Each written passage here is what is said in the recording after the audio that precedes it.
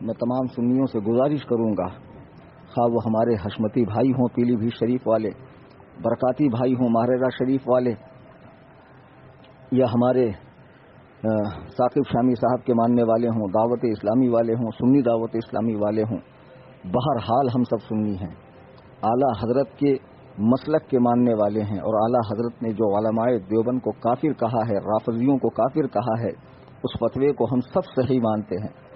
تو اس حد تک ہم لوگ اتحاد کر کے ان رافضی کتوں کا رد کریں، اور یاد رکھیں جب بھی آپ اجمیر شریف جائیں وہاں تاج الشریعہ کی ٹوپی پہننے والوں سے جھگڑا کیا جاتا ہے، مصطفیٰ جان رحمت پڑھنے والوں سے جھگڑا کیا جاتا ہے، ان سے شیرنی اور ان سے چادر نہ لینے والوں سے جھگڑا کیا جاتا ہے، اندر جا کر آپ مزار شریف میں تھوڑی دیر کھڑے رہیں، مار کر آپ کو بھگایا جائے گا، نذرانہ نہ دیں آپ کو مارا جائے گا۔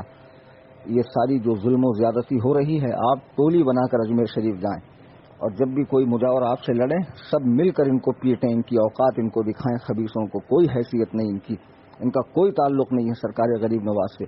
سرکار غریب نواز رضی اللہ تعالیٰ عنہ کی تعلیمات اس طرح کی تھی، معاذ اللہ رب العالمین کے صحابی رسول کے بھونکو حضرت امیر معاویہ کو فاسق کہہ رہا ہے، تیری ماں تیرے غم میں ماتم کرے حرام خور سانڈ۔ تجھے پتا ہے حضرت امیر معاویہ کے بارے میں اللہ کے نبی نے دعا فرمائی ہے کہ اللہ معاویہ کو کتاب کا حساب کا علم عطا فرما، معاویہ سے عذاب کو دور فرما لے۔ تو رسول اللہ صلی اللہ علیہ وسلم کی بات کو جھٹلانا چاہتا ہے؟ تیری اوقات کیا ہے، تیری حیثیت کیا ہے؟ ایک پیغام میں تمام سنیوں کو دوں گا۔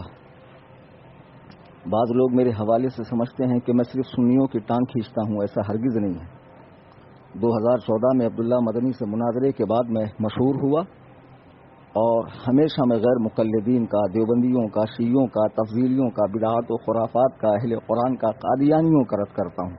میری اکثر تقریریں آپ یوٹیوب پر سن لیں، اور 32 عدد کتابیں میری رد غیر مقلدیت پر ہے۔ کبھی کبھی میں جو اپنے بھائیوں کے حوالے سے تقریر کر دیتا ہوں تو اس کی وجہ یہ بنتی ہے کہ پہل ان لوگوں کی طرف سے ہوتی ہے۔ یہ ہمارے بھائی اسٹیج پر آ کر بیان کر دیتے ہیں تو بادل ناخواستہ مجھے جواب دینا پڑتا ہے۔ میں جوابی کارروائی کرتا ہوں، پہل نہیں کرتا ہوں، ہمیشہ یاد رکھنا۔ میرے جتنے بیانات ہیں وہ عمل نہیں ہے، رد عمل ہے۔ اس کے باوجود میں کہتا ہوں یہ ہمارے بھائی ہیں۔ اس وقت اہل سنت و جماعت میں دو فتنے اٹھ رہے ہیں۔ ایک ایسی کچھ خانقاہیں ہیں، بڑی بڑی خانقاہیں کہ جو اپنے بزرگوں کے راستے سے ہٹ کر شیعت کا لبادہ اوڑھ رہی ہے۔ اس میں مکن پور شریف والے بھی ہیں، دیوا شریف والے بھی ہیں، اجمیر شریف والے بھی ہیں، اور بھی کچھ خانقاہیں ہیں۔ دوسرا فتنہ اٹھ رہا ہے، سوشل میڈیا کے یوزرز جانتے ہوں گے کہ فیس بک پر ناصر حرام پوری یعنی ناصر رام پوری، ذیشان مصباحی، مقبول احمد سالک مصباحی، نوشاد عالم چرسی چشتی، یہ لوگ علماء دیوبند کے کافر ہونے کے قائل نہیں ہیں۔ یہ پڑھے ہوئے ان میں سے مصباحی الجامعۃ الاشرفیہ کے پڑھے ہوئے ہیں، حالانکہ الجامعۃ الاشرفیہ نے اپنا موقف صاف کر دیا ہے کہ جو حسام الحرمین کی تائید نہیں کرے گا اس کی مصباحیت ختم ہے، اس کی سند منسوخ ہے۔ یہ لوگ دیوبندیوں کو کافر نہیں مانتے بلکہ اعلیٰ حضرت کے فتاووں پہ ڈبل سے تحقیق کرنے کی بات کرتے ہیں۔ خبیثو، تمہاری کیا حیثیت ہے کہ جس حسام الحرمین پہ علماء حرمین طیبین ہند و پاک کے علماء نے دستخط کی ہو، اجلہ علماء کرام نے، تم اس پر تحقیق کرو گے؟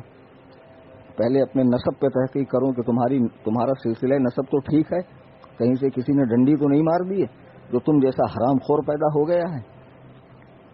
اور یہ جو دو چار گرگے ہیں فیس بک پر، اس خیال کے کچھ مدرسے بھی ہندوستان میں، جیسے حیدرآباد کا جامعہ نظامیہ 150 سال سے اس مدرسے نے آج تک دیوبندیوں کو کافر نہیں کہا ہے، اپنے آپ کو سنی کہتا، نیاز و فاتحہ کرتا ہے، لیکن اس کے جلسے میں یوسف قرضاوی جیسا پکا غیر مقلد مصر کا عالم ان کے جلسے میں آتا ہے۔ آج بھی دیوبندیوں کا آنا جانا ہے، اور ان لوگوں نے تو جامعہ نظامیہ سے فتویٰ تک نکال دیا ہے کہ غیر مقلد کی نماز جنازہ جائز ہے۔ دیوبندیوں کا ترجمہ قرآن انہوں نے چھاپا ہے، یہ سارے ثبوت ہمارے پاس ہے۔ اسی طرح خانقاہ مجیبیہ پھلواری شریف بہار میں ایک خانقاہ جس نے اعلیٰ حضرت کی کتاب حسام الحرمین کی تائید تصدیق نہیں کی۔ اسی طرح بدایوں میں ایک تھا خلیل برکاتی بجنوری، اس خبیث نے بھی اعلیٰ حضرت کی حسام الحرمین پر تائید کرنے سے انکار کیا۔ رامپور میں ایک خبیث تھا وجیہ الدین احمد خان، جس کا مدرسہ ہے مدرسۃ العلوم فرقانیہ، یہ ناصر بھی وہیں کا رہنے والا ہے۔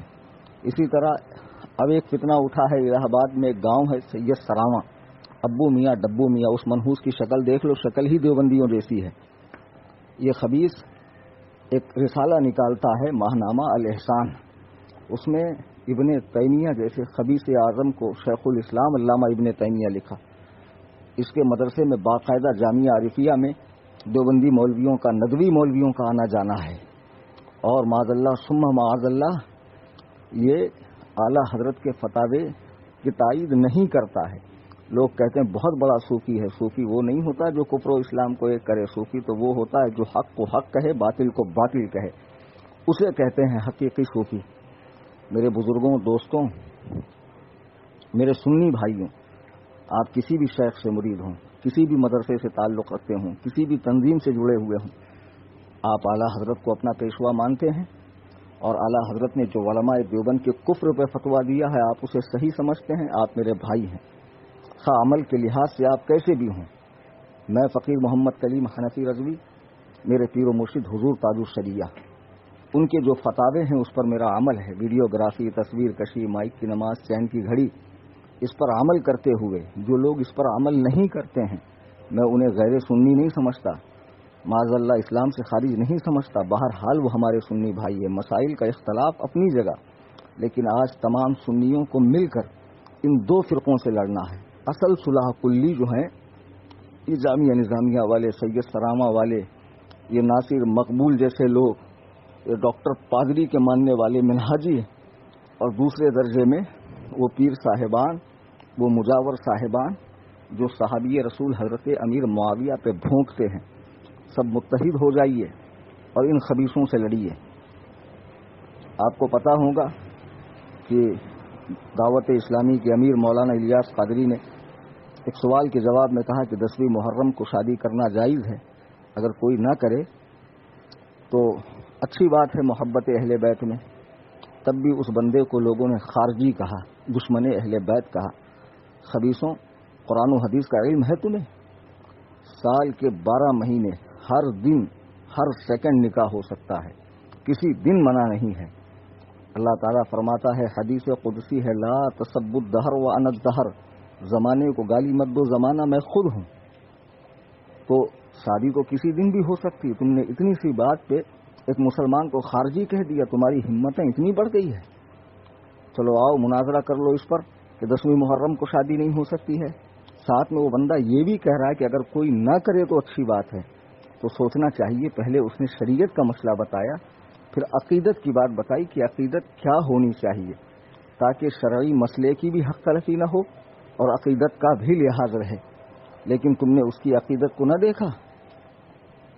میرے بھائیوں، بزرگوں، متحد ہو جائیے۔ جیسے وہابی، دیوبندی، شیعہ، قادیانی غیر مقلدین کا ہم رد کرتے ہیں، ویسے ہی ان چھپے ہوئے صلح کلیوں کا، ان رافضیوں کا بھی رد کیا جائے جو مزارات اولیاء پر بیٹھے ہوئے ہیں اور امت کو برباد کر رہے ہیں، امت کو غلط راستے پر لا رہے ہیں۔